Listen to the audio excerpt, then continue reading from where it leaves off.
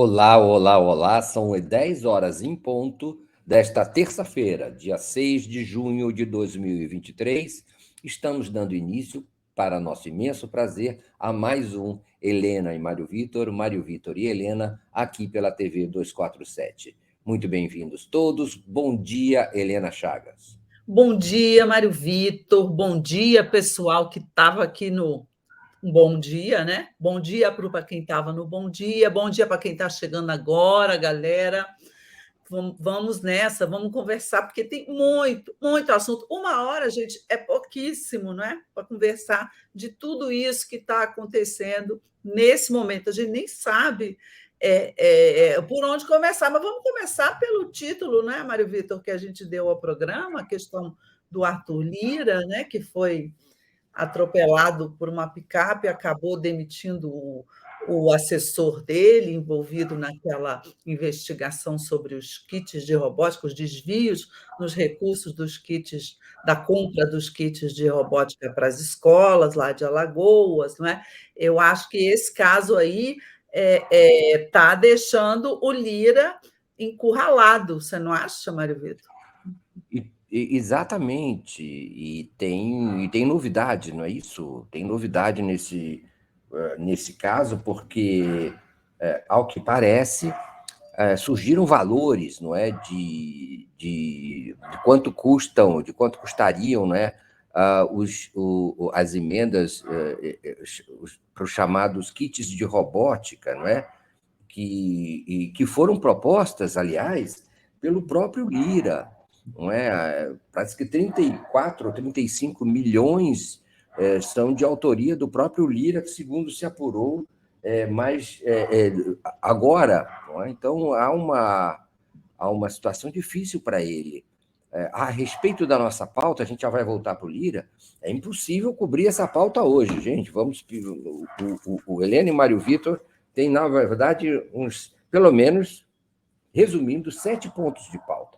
Nós vamos falar da voz do Apio, né, do laudo sobre a voz do Apio, nós vamos falar sobre Tony Garcia, vamos falar sobre o subsídio para os carros, vamos falar sobre o programa Desenrola, o julgamento do Bolsonaro marcado e o veto às MPs, o veto do Lula interposto sobre a questão da Mata Atlântica, do desflorestamento, ou da autorização para desflorestar a Mata Atlântica, e se sobrar, a gente fala de CPMI. Tá bom, Helena?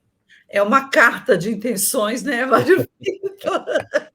Que nós estamos apresentando aqui para vocês hoje, mas que eu acredito que vai ser difícil da gente cumprir. Precisava de uns 3, 4 programas. Mas vamos lá, acelerando, né? Sobre o que a gente já, voltando aqui à vaca fria, do Arthur Lira, me parece, olhando assim o impacto político disso, que agora nós temos a questão Lira, né? A questão Congresso, com essas duas vertentes. Isso é um ingrediente novo, não é? Nessa questão que já era tão complicada do Lira fazendo essa chantagem com o Lula, não é? Para dar os votos do Centrão, encurralando o Lula, tentando encurralar o presidente da República por ser o dono de boa parte do Centrão e da maioria na Câmara dos Deputados, e agora, de repente, o Lira aparece encurralado pela Polícia Federal.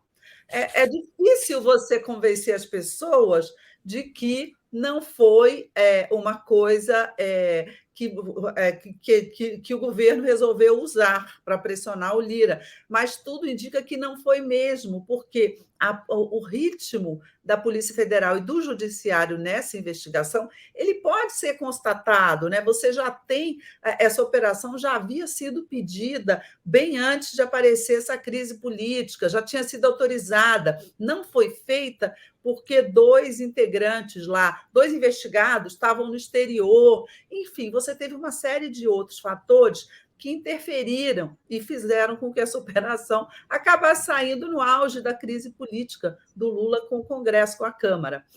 Posto isso, a maioria das pessoas não acredita, e acho que o próprio Lira também não acredita. A gente está vendo no noticiário de hoje aí, inclusive o próprio 247 está com essa manchete, que o Lira correu já para conversar com o diretor da Polícia Federal, o Andrei Rodrigues, e eu acredito que ele pediu ao presidente da República, no café da manhã, tete a tete, em que os dois estiveram sozinhos.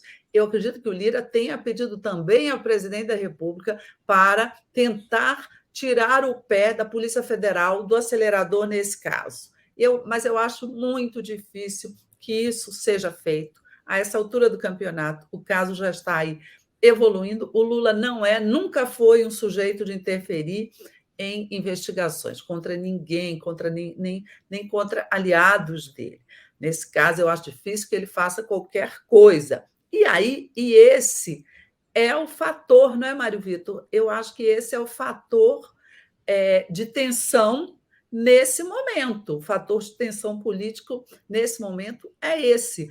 O Lula e o Lira começaram um processo de aproximação, conversaram depois da votação da semana passada, pela primeira vez presencialmente ontem, no café da manhã, e pelo rumo natural das coisas, o que iria acontecer? O Lula ia ceder um pouquinho e o Lira ia aproveitar a situação para nomear um ministro via União ou via PP, e a coisa iria se apaziguar mais ou menos por algum tempo, como ocorre. Eu já vi tanta crise política entre presidentes e Congresso, né? Então, agora seria a hora da distensão. O Lula não vai dar tudo que o Lira quer, por exemplo, a cabeça do Padilha e a cabeça do Rui Costa, ele não dará. O Ministério da Saúde, que o Centrão baba, né, pelo Ministério da Saúde, não vai dar.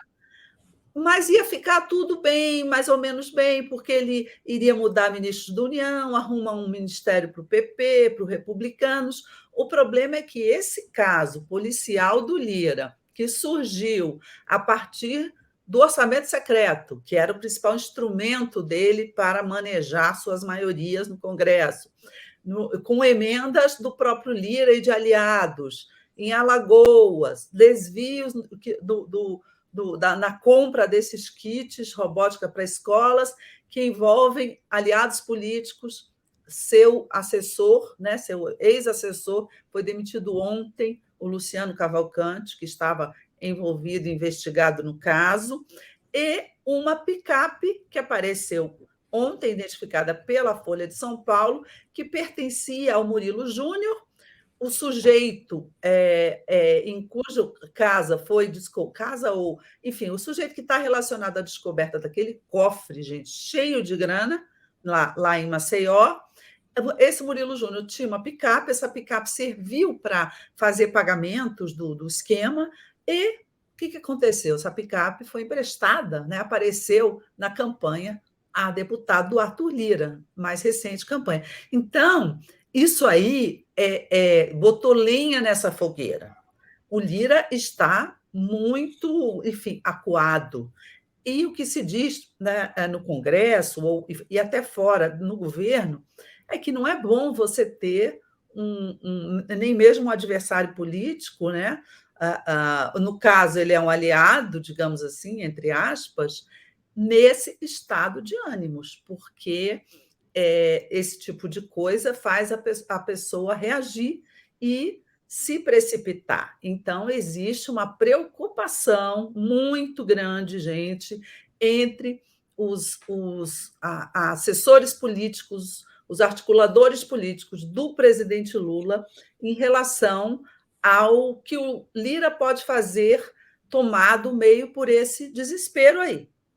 E aí, Mário Vitor, o que vai acontecer?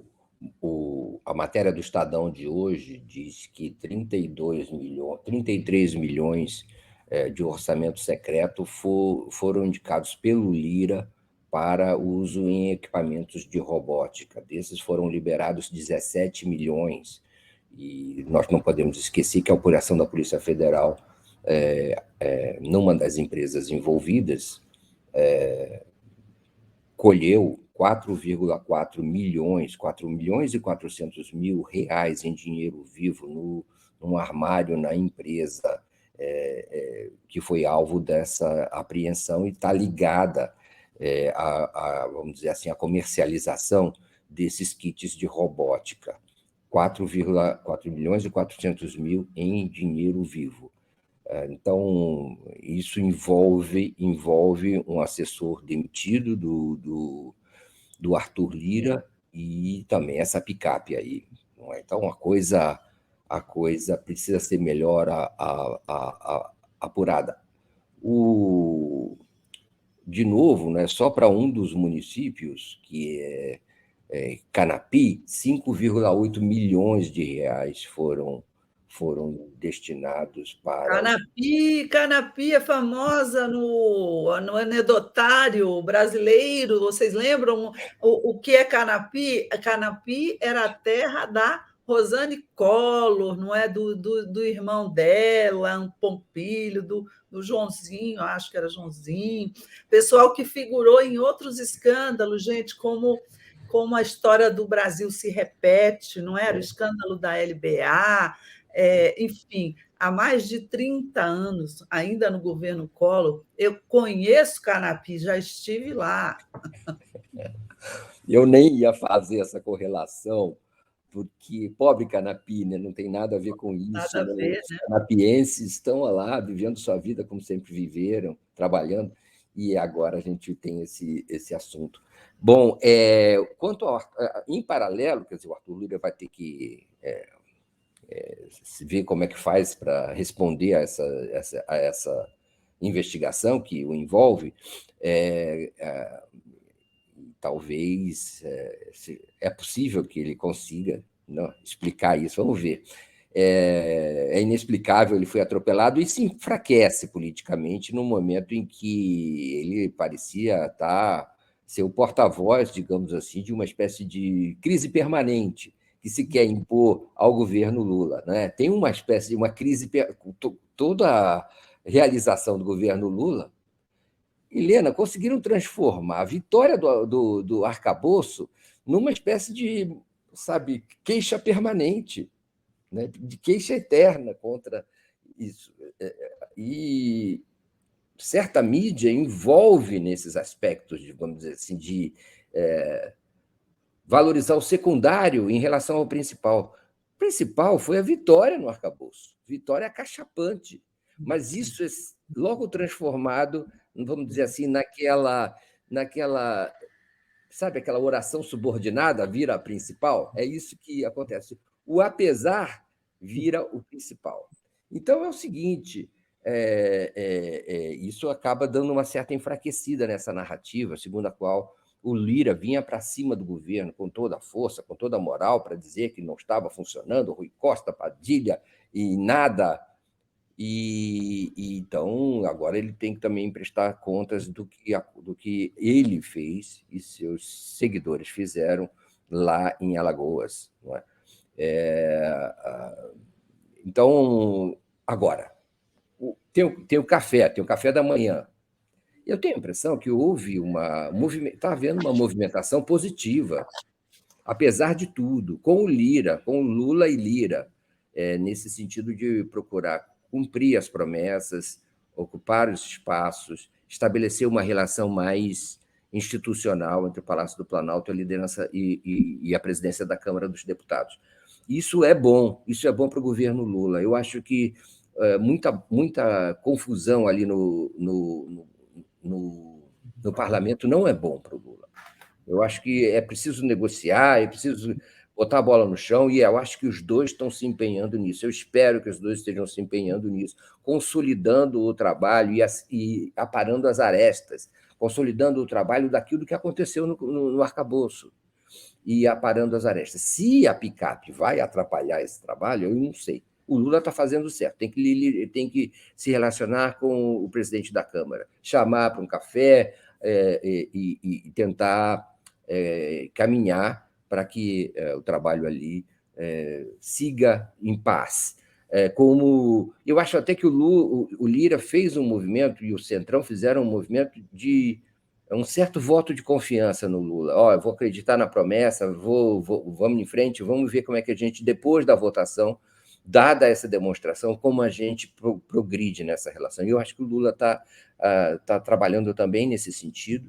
E eu não vejo nada muito negativo, a parte tudo que são as condições existentes na política brasileira, ou seja, é um governo que tem que negociar, que tem que ceder espaço para o parlamento, que tem que ceder ministérios, tem que ceder para os partidos também, tem que ceder verbas, e aí estabelecer, pelo menos no início, não temos 6 meses de governo ainda, pelo menos no início, dada o resultado da eleição, é preciso, enfim, fazer as coisas andarem como está sendo feito.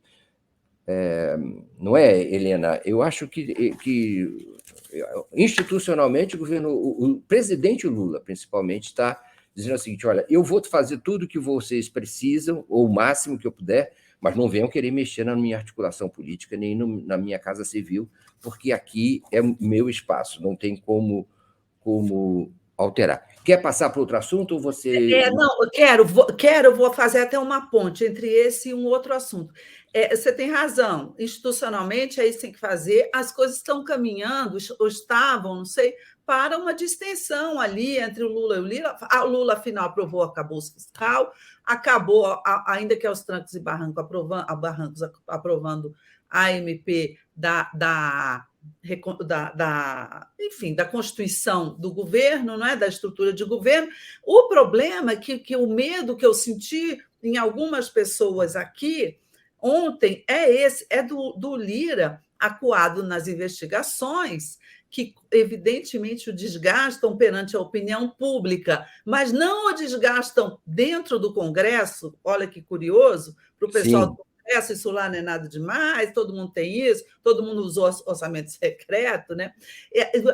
Nesse estado de coisas, ocorreu um certo efeito Eduardo Cunha sobre o Lira. Vocês se lembram que o Eduardo Cunha desengavetou o impeachment da Dilma no momento em que ele foi parar lá no Conselho de Ética, não é, processado, e ele não obteve o apoio do PT lá no Conselho de Ética. Então, ele começou o processo de impeachment de vingança em cima da Dilma, né, de retaliação. Então, há muito medo. O Lira deixou claro para todo mundo que ele não vai mexer com o impeachment, até porque não tem condições políticas para isso, mas ele pode se vingar, ele pode ir à forra em cima do governo num monte de outras coisas, até além das votações da Câmara.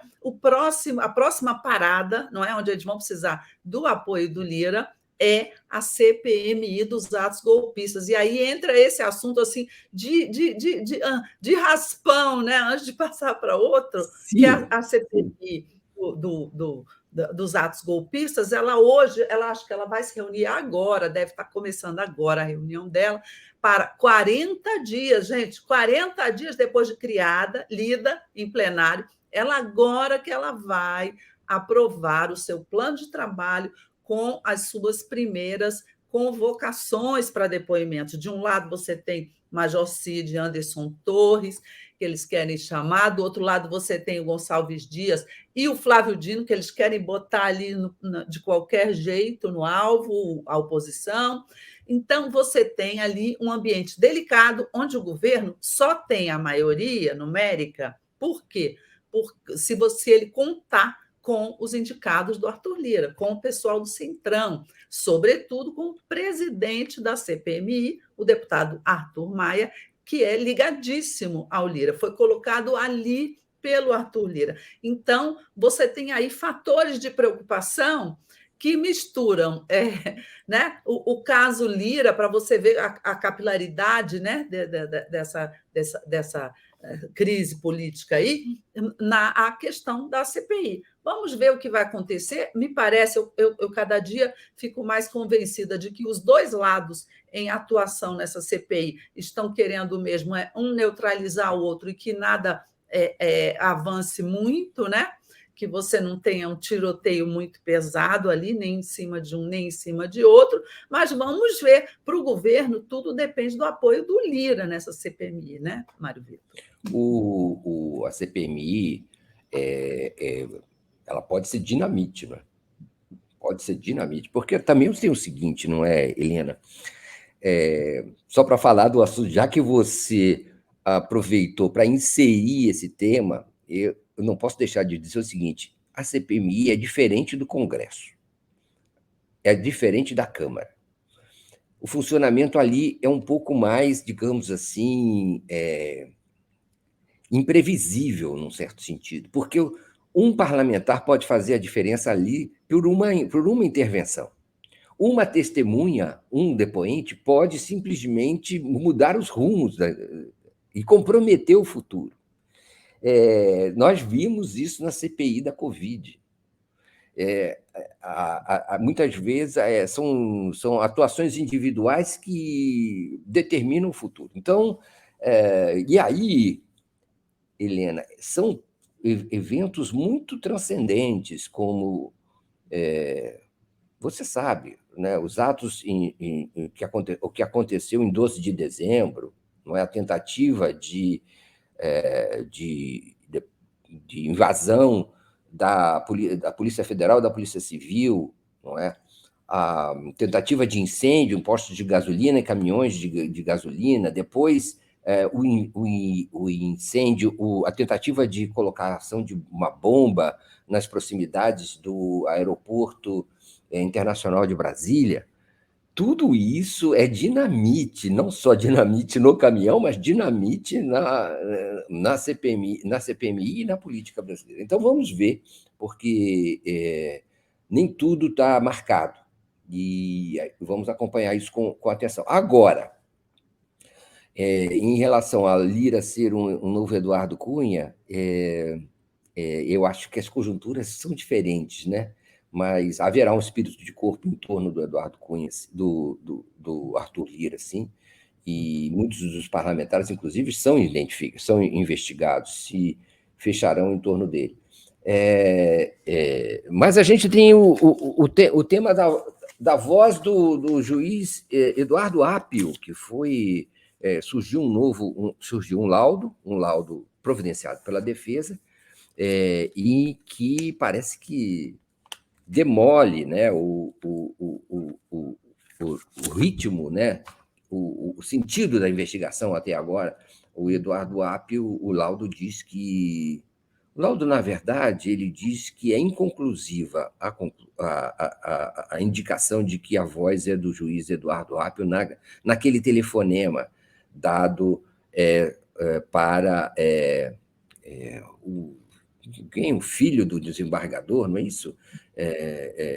A respeito de um suposto informações sobre quem era aquela pessoa, esse tipo de coisa. O laudo da Universidade Federal de São Carlos, do período da Universidade Federal de São Carlos, ele dá nota 0, de -4 a 4, ele dá nota 0. Ele chuta na coluna do meio, em relação a ser essa voz do Eduardo Apio, voz usada para o TRF4 retirar o juiz Eduardo Apio, que vinha investigando, condutas do juiz anterior, Sérgio Moro, né, no caso da Lava Jato. Então, ele foi retirado e agora esse laudo parece que prepara Bom, na dúvida, se esse laudo for levado em consideração, ele contradiz um laudo anterior da Polícia Federal, que atribuía que a voz era do Eduardo Apio. Se for levado em consideração, na dúvida, pro réu, e o juiz Eduardo Apio, que já solicitou liminar para retomar sua cadeira na 13ª Vara Federal de Curitiba, será reconduzido ao posto. Não é isso, Helena? Eu acho que é o seguinte, a situação, nesse caso, ela está falando em cerco, né, em encurralar alguém. No caso aí, eu acho que é o Moro. Por quê? Porque se você tem um laudo que dá nota 0, o que é o 0? É que tanto a voz poderia ser, mas também poderia não ser. Ou seja, contesta o outro laudo e contesta, portanto, a decisão do TRF4, né, do Tribunal lá de Curitiba, que afastou o juiz Eduardo Apio da 13ª Vara da Justiça Federal. Quer dizer, o tribunal lá, ele tomou uma decisão extremamente drástica que a gente não vê tribunais fazendo, né? o tribunal onde está lá o desembargador Malucelli, que é o pai do sujeito que teria sido ameaçado, levado o trote, que vem a ser esse sujeito, Malucelli, advogado, que vem a ser sócio do escritório da Rosângela Moro, né, do Sérgio Moro, e também namorado da filha do Sérgio Moro. Olha só a ligação disso aí. E esse pessoal é que apresentou essa gravação, não é? O advogado, dizendo que foi ameaçado pelo juiz. Eles apresentaram um laudo da Polícia Federal que não dizia cabalmente que era a voz, mas dizia possibilidade mais 3. O que é a possibilidade mais 3? É uma possibilidade forte.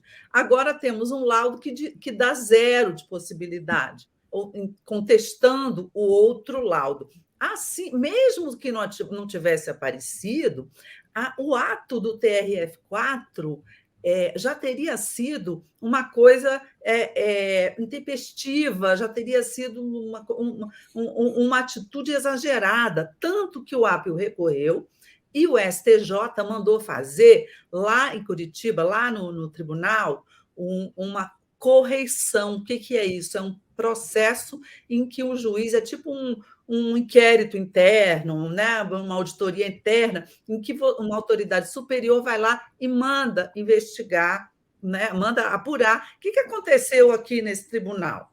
E esse processo está em curso. Eu não sei o que vai dar, o prazo é bastante curto. Em breve, eu acho que nós teremos uma decisão a esse respeito, e me parece que a decisão vai se inclinando por restituir o juiz Eduardo Apio ao seu cargo de juiz da 13ª Vara Federal de Curitiba. Então, eu acredito que esse processo está sendo revertido, o juiz vai voltar. E por que eles queriam tirar o juiz?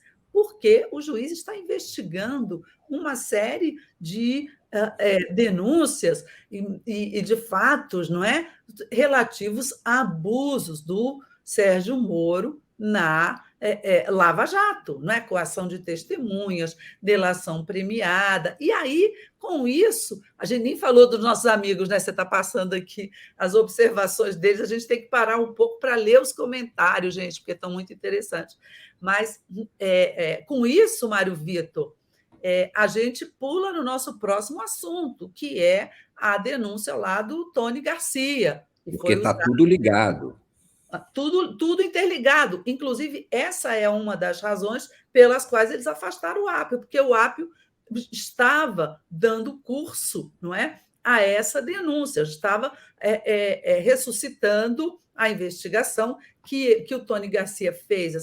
Diz que ele era usado como infiltrado pelo Moro. Ele chegou a falar isso com a Gabriela Apio, Gabriela Apio, lá atrás, né? Eu estou misturando os dois juízes. E ela deixou lá paradinho o tema, não fez nada, porque era quem? Era contra o amigo dela, Sérgio Moro, né? O juiz que a antecedeu lá em Curitiba.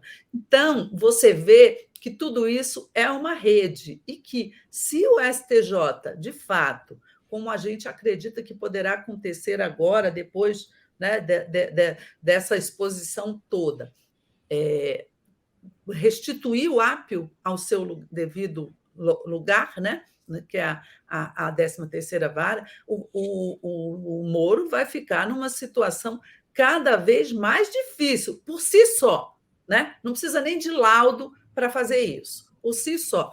Agora, se porventura o ficar provado em algum momento, aí a investigação tem que avançar bastante mais, né? A perícia, que a tal da fita foi, da gravação foi falsificada, fraudada, adulterada, sei lá o quê, para tentar incriminar o juiz Apio, isso aí dá cadeia, né, Mário Vitor? Isso aí não tem perdão. Isso aí, e que o Moro estaria envolvido nisso, isso aí não é só perda de mandato por falta de decoro, isso é até cadeia. E uma coisa estranha é por que o Moro entrou nesse assunto, não é, Helena? Porque o Moro foi, vamos dizer assim, o condutor desse material para o TRF4. tomar a decisão. Interessa a ele, porque interessa a ele calar o ápio. Sim, mas eu digo, é esse o caminho? O ex-juiz Moro já não pertence à justiça, já não tem mais nada o que fazer ali. Sei que lhe interessa, claro, mas como é que isso deveria ser levado às autoridades, à polícia ou por quem interessasse para o Moro, e o Moro ser a pessoa que reuniu isso, já estabelece uma suspeição sobre a investigação já na sua fase policial. Enfim, vamos ler algumas coisas e a gente volta para essa coisa do Tony Garcia já já. Lendo alguns comentários aqui, a impressão que dá é essa da Elza Ibrahim: não ficará pedra sobre pedra. O Hermínio Gomes fala: será que essa fraude toda da parte do Moro já não seria estratégia para acusar o Ápio de suspeito, na pior das hipóteses? Enfim, aqui a filha do Marreco, a câmera, o genro e o sócio do Marreco, o ator, o denunciante, o próprio Marreco e o pai do ator, o investigador. Enfim, as pessoas estão se manifestando de uma maneira inflamada. A Miriam Goldfeder, muito, muito legal. Tem cadeia adaptada a marrecos? Sim, gente, vamos fazer uma pausa para dizer o seguinte: muito obrigado pela audiência, pela participação. Enviem suas observações e comentários aqui para a nossa área de chat. Nós tentaremos dar atenção a elas. Podem enviar também e devem dar likes, apertar o sininho, compartilhar essa transmissão com os seus amigos. Nós estamos nesses seus conhecidos também. Nós estamos aqui nessa fase já, é uma continuação do Bom Dia. O Helena e Mário Vitor estão dentro do Bom Dia do 247, né? Uma fase até, de certa maneira, experimental que nós estamos fazendo para testar como é que está funcionando e tudo. Mais tarde a gente vai ter um outro link, não é?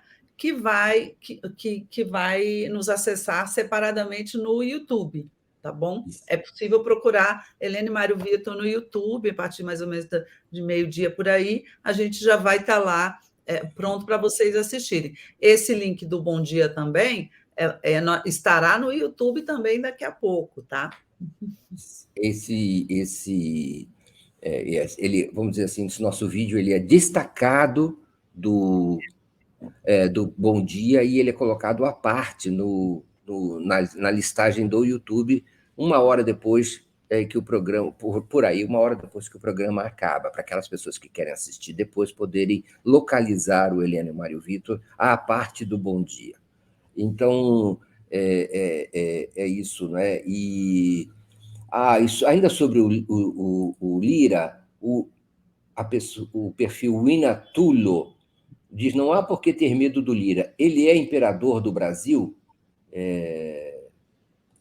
E a Maria Glória Moraes Gonçalves diz: mas o que fazer se o Lira estiver envolvido na bandalheira? O Lula deve passar panos quentes? Helena? Não deve, não vai passar, mas também não deve usar isso como uma arma para perseguir o Lira, porque isso pode se voltar contra ele mesmo, né? Então, o Lula tem que ter um comportamento neutro nessa história aí toda. Como diz o Luiz Antônio do Amaral, o Lula não passa nem para os do PT, imagina que fará isso com o Napoleãozinho. Cada coisa no seu lugar. Também não se pode parar o esforço parlamentar e governamental por conta de uma denúncia dessas. É necessário que a apuração prossiga sem nenhum tipo de obstáculo. O fato é que, politicamente, como diz a Arlene Nunes, o Lira está desmoralizado. Sim, é que desgastou a imagem dele. Eu não diria desmoralizado dentro do parlamento, dentro da Câmara, mas para fora ele realmente está bem afetado, e isso pode acabar refletindo dentro lá do parlamento. Mas eu não sei como, eu tenho a impressão que haverá haverá ainda muito. O Lira tem muita lenha para queimar ainda. É a minha impressão, pode ser que isso evolua rapidamente. Vamos ver como se desdobram as investigações. A Delza Maria Frare Chama fala: e da criminosa Érica Marena, vocês não falam? Ela, sem dúvida, foi que matou o magnífico reitor da Universidade Federal de Santa Catarina, Luiz Carlos Cancelier. É isso aí. Nós estamos. Vamos voltar para o depoimento do Tony Garcia, aqui para a Veja, depois para a TV 247, para o Joaquim de Carvalho e o Leonardo Atush. Um depoimento impressionante e realmente ele diz que foi usado como uma espécie de agente infiltrado do Moro e da República de Curitiba, do Deltan Dallagnol também, para espionar ações do TRF4 e submeter a um tipo de pressão, domínio sobre o Tribunal Regional Federal da 4ª Região de Curitiba, o mesmo que agora retirou o Eduardo Apio da 13ª Vara Federal, e também ministros do STJ e mesmo do STF, em casos que, inclusive, envolvem a chamada festa da cueca, mas outros elementos também. Isso explicaria, Helena, os vereditos, as sentenças tão negativas para o Lula ao longo da Lava Jato, e que o levaram à prisão. Sentenças, muitas vezes, unânimes, que até dificultavam os recursos. Está esclarecido? É consistente, te parece, Helena? Olha, é um ingrediente altamente explosivo, não é? Nessa crise toda, mais um elemento nesse processo aí em que o Moro vai sendo desmascarado e encurralado. Agora, é preciso que o que o Tony Garcia está falando comece a ser provado. A questão toda é que ele falava, mas ele estava ali tampado numa panela que o juiz Eduardo Apio resolveu destampar. Daí o afastamento do Apio, né?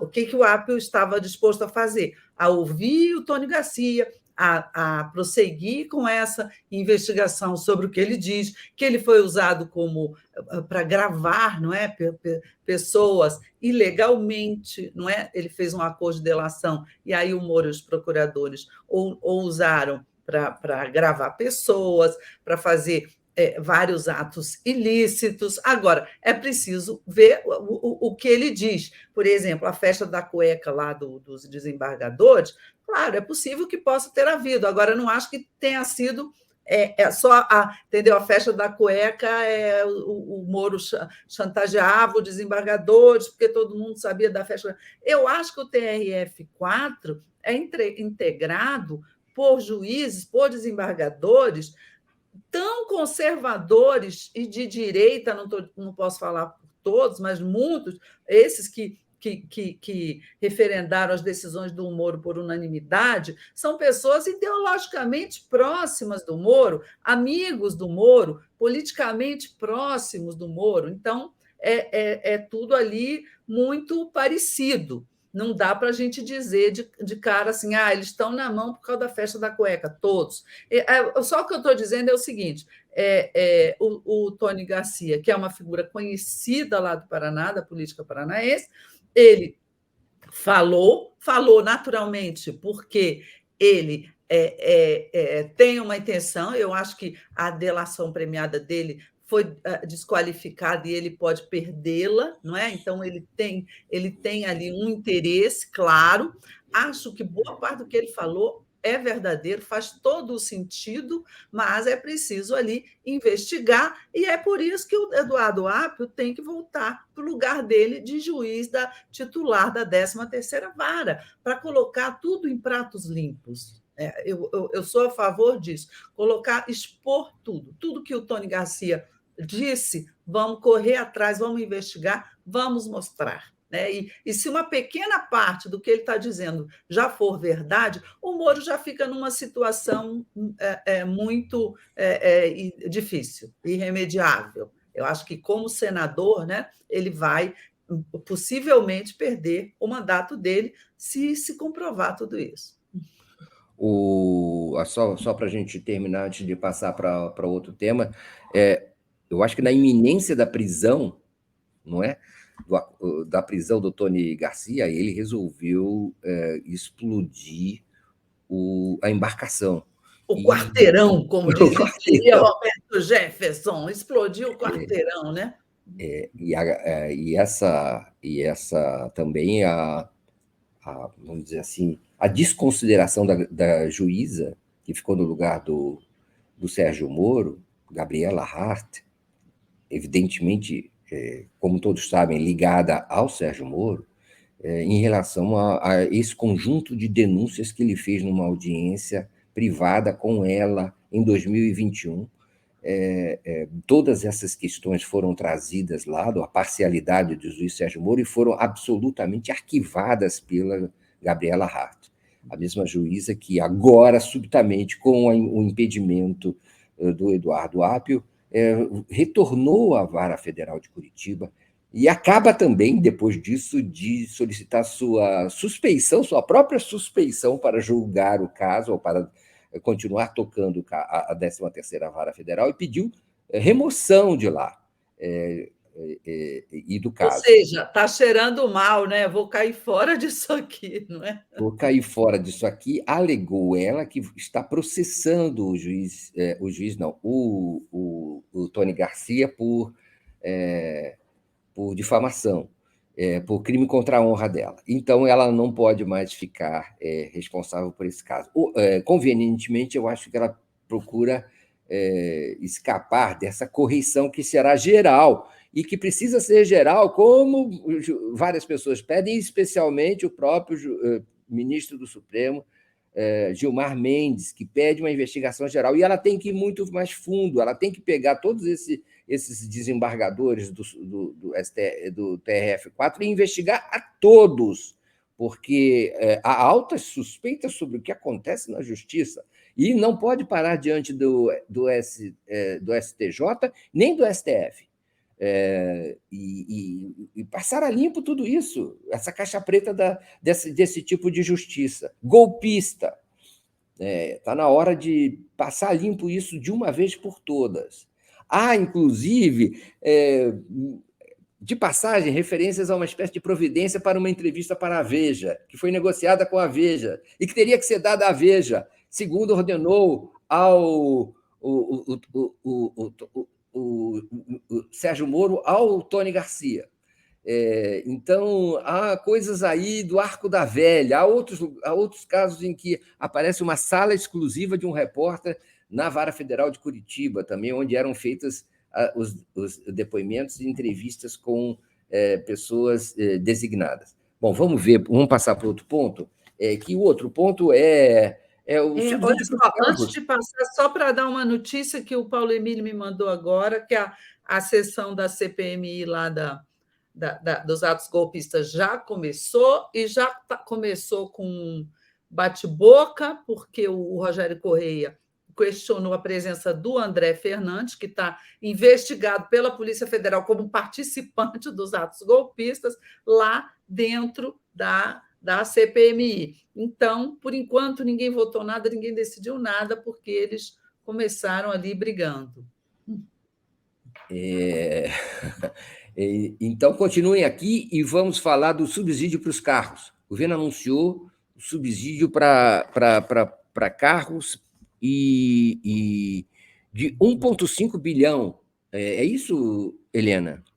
Carros, e aquele programa que era do carro popular, ele acabou se metamorfoseando num programa maior que também vai beneficiar ônibus e caminhões e ônibus, aquisição de caminhões e ônibus, porque você tem um problema aí de exigência, acho que CONAMA, não sei, de emissões de motores desses veículos e que é preciso renovar a frota do país. Então, esse 1,5 bilhão vai ser usado, um terço dele, me parece, para compra de caminhões.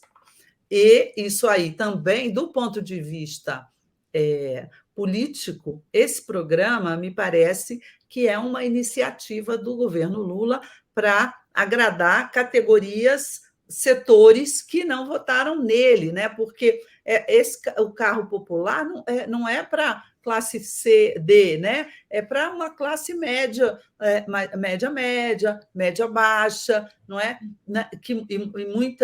Uns setores significativos desse pessoal votou no Bolsonaro.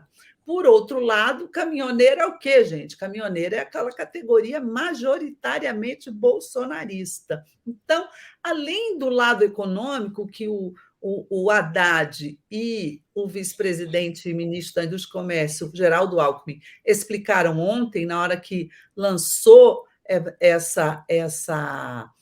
esse programa, que já estava prometido, né, e que a Fazenda estruturou, na hora que foi lançado isso aí, ficou claro, né, que ele tinha passado por uma grande transformação. E essa grande transformação incluiu ali o caminhão e o ônibus, pegou esses setores, há também o setor dos empresários, não é, que fabricam esse tipo de veículo, que provavelmente pediram uma ajuda para fazer essa renovação da frota, e também, claro, a questão do carro, que é um carro que vai ser comprado pela classe média.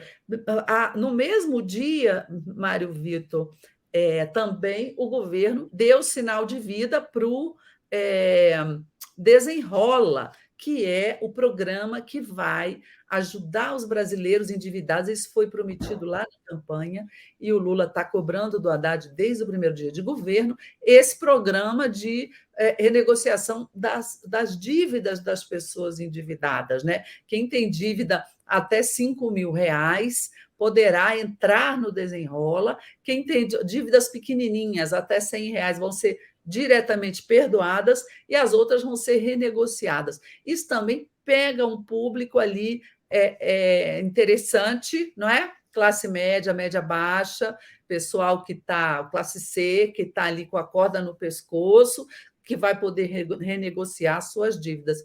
A gente assiste, nesse início de semana, Mário Vitor, eu acho, a uma iniciativa, né, a uma ofensiva do governo Lula para conquistar um pouco um público que não votou nele. Você não acha? Você viu os detalhes do programa, Helena? Tem dívidas ali, tem uma quantidade enorme de pessoas, tem dívida do tipo R$ 100, uma outra faixa que são R$ 500. Ou seja, com muito pouco é possível restabelecer a garantia, a existência de crédito para essas pessoas. Talvez seja até mais difícil localizá-las do que realmente regularizar a situação que elas têm. É um programa inovador, no sentido de que vários candidatos vinham propondo isso há várias eleições, mas nunca um governo acabou realizando mesmo desse jeito, nessa extensão. Agora precisa... É aquele negócio, né? O diabo está na execução das coisas. É preciso facilmente trazer essas pessoas e realizar isso. São negociações muito simples e que garantidas pelo chamado Fundo Garantidor de Crédito dos bancos. Então, é uma operação sem risco e que vai restituir milhões, dezenas de milhões de pessoas ao mercado de crédito, a ficha limpa na área do crédito, né? Então, isso é muito interessante que isso, afinal, tenha vindo a público ainda antes dos primeiros 6 meses de governo. Desenrola um programa mais popular, eu creio, pode ser mais popular do que qualquer outro programa do governo Lula. E é importante também observar como o Ministério da Fazenda conseguiu operacionalizar isso também de forma tão rápida. Então, subsídio para os carros e o programa Desenrola. Claro que sempre vai ser necessário publicar, divulgar, ter uma estratégia de comunicação para esses programas, que é chave para que ele tenha a efetividade que se anuncia. Agora, vamos passar para o outro. Antes disso, eu queria ler. A Nilva Sader fala, Helena e Mário Vitor. Parece que nós já somos um nome só, não é, Helena? É um só, uma só pessoa. Eu me chamo Helena e Mário Vitor, e você se chama Helena e Mário Vitor. Bom dia, eu me chamo Helena e Mário Vitor. Helena e Mário Vitor, Gilmar Mendes disse ao 247 e outros canais que há muitas reclamações ao STF sobre as ilegalidades da República de Curitiba. Disse mesmo, sou testemunha.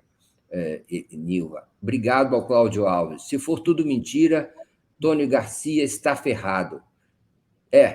Exato. Se for tudo mentira, Tony Garcia está ferrado. Mas será que a festa da cueca é mentira? Diz lá a moça, a moça que chefia as outras moças, né, que estavam presentes na festa da cueca, que ela não se lembra, que eram tantas festas, ela já fez tantas, né? Tantas cuecas, né? Tantas cuecas. E eu acho estranho esse misto, eu não acho tão estranho, na verdade, esse misto de festa da cueca e comportamento conservador, comportamento não, opiniões conservadoras e golpistas do TRF4. Na verdade, não sei por que me parece, nesse aspecto, parece coerente. Então, vamos em frente. O nosso próximo ponto é o julgamento do Bolsonaro. Foi marcado para dia 22 de junho, no TSE, o julgamento de um dos processos do Bolsonaro, que pode levar à sua cassação, né, Helena?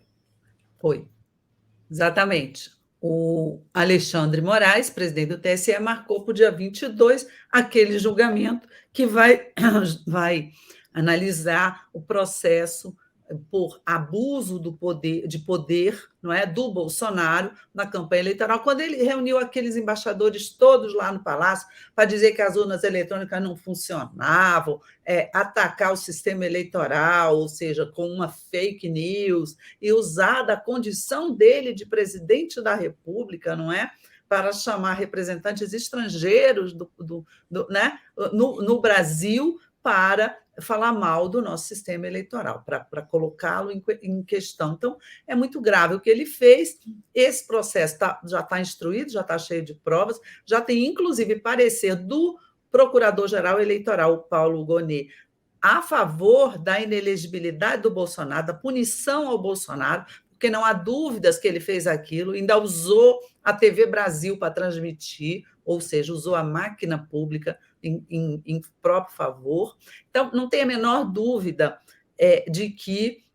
não tem a menor dúvida, eu não sei porque julgamento, todo mundo diz, cabeça de juiz, etc. Mas há uma forte convicção aqui nos meios políticos e jurídicos de que Bolsonaro será condenado à inelegibilidade. A dúvida agora é quando, porque quando ele marcou esse processo para o dia 22 de junho, o Xandão, ele deixa a possibilidade de haver uma interrupção do julgamento, como pode haver mesmo por um pedido de vista, o ministro bolsonarista Nunes Marques e o outro ministro também bolsonarista considerados, né, gente? Eu não estou chamando, ofendendo ninguém. O outro ministro, Raul Araújo, não sei, filho, também considerado mais próximo, né, das teses do Bolsonaro, podem pedir vista. E quando você pede a vista do processo, você tem um mês. Atualmente, você tem um prazo de um mês para devolver o processo. Então,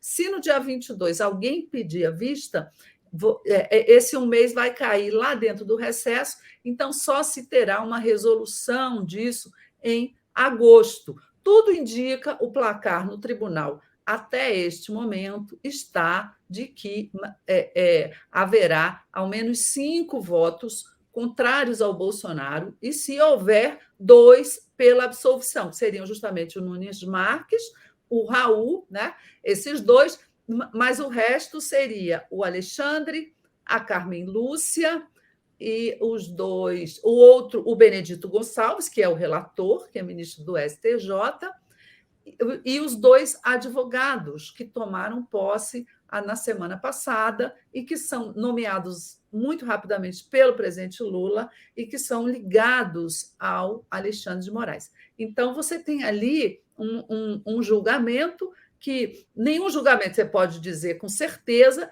mas que apresenta ali um desfecho, né? Já se antecipa um desfecho de Bolsonaro inelegível. E isso já está sendo levado em conta em todas as negociações políticas que ocorrem entre os partidos. O PL, partido do Bolsonaro, já não conta com o Bolsonaro na cédula em 2026. Já está se organizando em torno, provavelmente, do governador de São Paulo, Tarcísio de Freitas. Você vê toda a articulação política da direita está sendo feita nesse momento lá em São Paulo, com a participação do Tarcísio. Ontem mesmo, o Ricardo Salles, ex-ministro do Meio Ambiente do Bolsonaro, desistiu, saiu chutando canela, né? Do Valdemar Costa Neto, muito azedo, desistiu da candidatura dele a prefeito de São Paulo. Por quê? Porque percebeu que está sendo criado ali um núcleo em que, muito provavelmente, o Bolsonaro e o PL vão fazer um acordo com o prefeito de São Paulo, o Ricardo Nunes, né, para apoiá-lo, ou seja, ali, e claro, o Tarcísio também nesse grupo. Ali em São Paulo, você vai ter provavelmente uma disputa nacionalizada, né, entre a direita bolsonarista e a esquerda lulista, representada pelo Guilherme Boulos. Já começa a haver você tanto pode considerar como o turno 3, não é, de 2022, né, a disputa entre bolsonaristas e lulistas reeditada na capital mais importante do país, como você também pode considerar o turno 0, não é, de 2026. Vamos ver, eu acho que os políticos já estão se organizando à luz desse novo cenário. Você não acha, Mário Vitor? Eu acho mesmo, e, bom, só para complementar o que você já falou, a saída do Ricardo Salles já mostra uma reorientação de uma parcela do bolsonarismo, daquilo que a gente considerava como sendo uma unidade, agora mostra uma briga fratricida no bolsonarismo, entre as frações mais radicais e aquelas que procuram uma reorientação sob o comando do herdeiro do bolsonarismo, esse bolsonarismo light, se é que a gente pode falar assim, que é o Tarcísio de Freitas. Então, é muito interessante perceber que esse bolsonarismo do Tarcísio exclui certas parcelas que talvez estejam entre aquelas mais mobilizadas do bolsonarismo, aquelas mais radicais. É interessante que, saindo da cédula, o que vai sobrar do bolsonarismo seja algo, digamos assim, mais disfarçado. Vamos ver como é que evolui. Mas a coisa não está, digamos assim, sem a liderança do Bolsonaro na cédula, não fica tão claro esse panorama. E eu acho que o presidente Lula pode lucrar, como já lucrou, em parcelas do bolsonarismo, até do PL, podem se neutralizar ou mesmo vir a pontualmente reforçar a votação de projetos do presidente Lula no parlamento. Para a gente terminar, teve um veto do presidente Lula a uma legislação importante que permitia deflorestar partes da Mata Atlântica em regeneração, considerada em regeneração, na MP recentemente aprovada sobre a Mata Atlântica, não é, Helena? Rapidamente, que eu acho que o nosso tempo está acabando. Ontem, o Lula aproveitou o Dia Mundial do Meio Ambiente para fazer uma solenidade que foi bastante simbólica, além de anunciar esse veto, não é? Peitando ali o Centrão, peitando sobretudo a bancada ruralista, que tinha aprovado essa MP há poucos dias. Ele anunciou medidas importantes, como, por exemplo, a que ele vai embargar, ou seja, interditar metade das áreas desmatadas ilegalmente no Brasil, ou seja, o desmatador não vai poder usar a área que ele desmatou para plantar nada. Isso aí vai dar muito pano para manga e é bastante importante. Mas eu acho, sobretudo, o Lula aproveitou ali, ao lado da Marina, que fez um discurso também muito bom, ao lado dele, numa solenidade enorme, para marcar, para dar uma satisfação até ao mundo de que, apesar da desidratação do ministério dela e etc., o Brasil não recuou nada em seu propósito, não é? Em sua agenda de sustentabilidade e proteção ao meio ambiente. Eu acho que a mensagem que o Lula quis passar, inclusive para o público externo, foi exatamente essa. Botou um colar do cacique Raoni ali naquele momento. Então, eu acho que foi uma questão ali bastante simbólica. Terminamos, chegamos ao final, 11 horas e 1 minuto. Foi corrido, mas foi muito legal.